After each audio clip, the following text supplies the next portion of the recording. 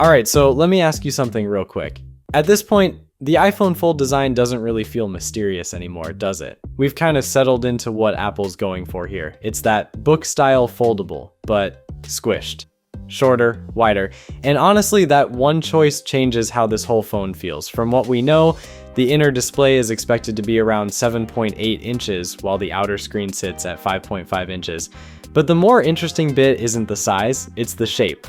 The inner screen is said to have a 4:3-ish aspect ratio, which is way closer to an iPad mini than those tall, narrow foldables we've been living with. And yeah, that makes a big difference. Watching videos, reading, browsing, that stuff immediately feels more natural. Everything else probably won't feel radically different day to day, but media consumption is clearly where this design shines. Now here's where things start to feel very Apple.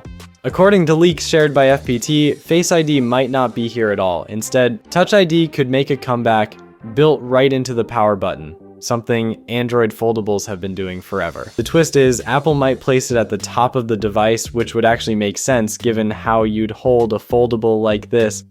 There's also talk of an in-cell touch display, which could help with two things at once: reducing crease visibility and making the screen feel more responsive. And then there's the big one, Apple reportedly developing its own ultra-thin flexible glass to tackle the crease problem. Let's be clear though, creases don't magically disappear. They can be reduced, not erased. How far Apple manages to push that's going to be one of the most watched details when this thing finally shows up. Under the hood, the phone is expected to use Apple's 2nd Gen C2 modem, focusing on better efficiency and power management. That matters because dual-screen phones are battery hogs. Prosser also mentioned high-density battery cells, made possible by a slimmer display driver.